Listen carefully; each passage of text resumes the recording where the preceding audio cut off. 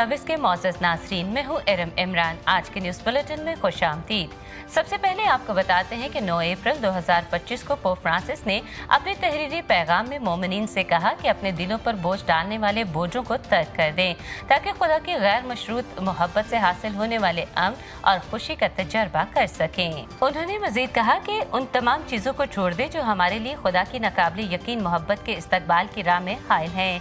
Pope Francis ने मरकज़ की अंजील से उस शख्स का हवाला दिया जो यीशु से पूछता है कि उस्ताद, अब्दी जिंदगी का वारिस होने के लिए मुझे क्या करना चाहिए। यीशु उसे अहकाम की याद दिलाता है और कहता है कि उसके पास जो कुछ है उसे बेच दो, गरीबों को दे दो और फिर मसीह यीशु की पैरवी करो। लेकिन वो आदमी ऐसा करने से इनकारी होता है और उदास होकर वहाँ से चला जाता है। पोप फ्रांसिस ने कहा कि कभी कभी हम भी ये सोचते हैं कि ये चीज़ें खजाना है, लेकिन वो सिर्फ बोझ हैं जो हमें खुदा के पीछे जाने से रोके हुए हैं। इसलिए अपने अंदर की इस कमी या खालीपन को पूरा करने के लिए हमें प्यार या इज्जत को दुनियावी मालूम मता से खरीदने की कोशिश नहीं करनी चाहिए, बल्कि हमें अपने दिलों को इनसे आज़ाद करना चाहिए।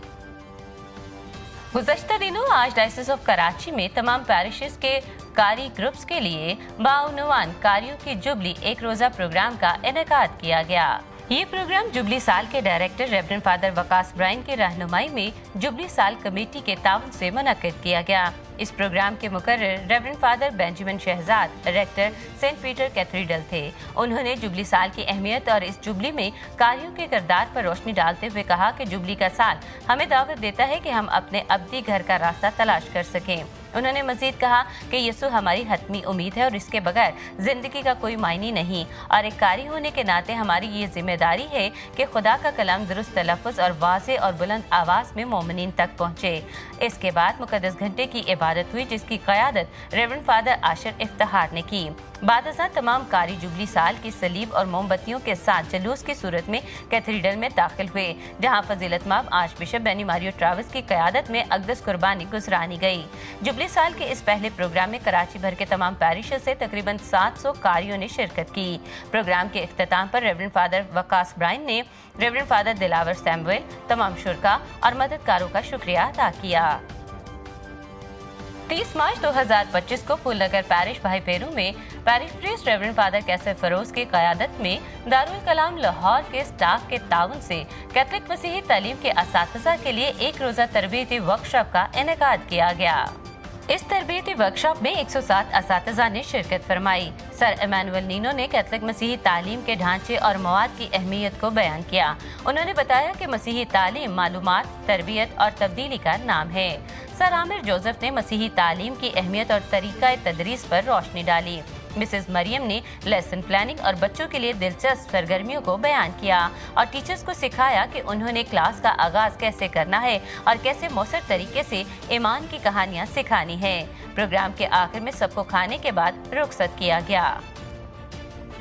3 अप्रैल 2025 को saint Joseph Catholic church Sialkot में मुकद्दस घंटे की इबादत अदा की गई। इस इबादत की क़यादत parish priest reverend father Zafar Tanveer और मावन parish priest reverend father Mushtaq Pyara ने की। रेवरेंड फादर मुश्ताक प्यारा ने मुकद्दस घंटे की इबादत की अहमियत को बयान करते हुए कहा कि ये संजीदगी और खामोशी की इबादत है, जिसमें मोमिनीन सिर्फ खुदावंद यीशु अल मसीह से गुफ्तगू करते और उसकी अजीम मोहब्बत और कुर्बानी पर ध्यान ज्ञान करते हैं। उन्होंने मजीद कहा कि खामोशी मार्फत का बहुत गहरा राज है। खामोशी जितनी गहरी होती जाती है, इंसान का कल्ब और रूह खुदा से जुड़ जाते हैं। मुकद्दस घंटे के दौरान मोमिनीन ने एतराफ़ भी किया। आखिर में रेवरेंड फादर जफर तनवीर ने पाक यूकरिस्त से बरकत देते हुए इबादत का इख्तिताम किया। आज के न्यूज़ बुलेटिन में इतना ही। इरम इमरान को इजाज़त दीजिए।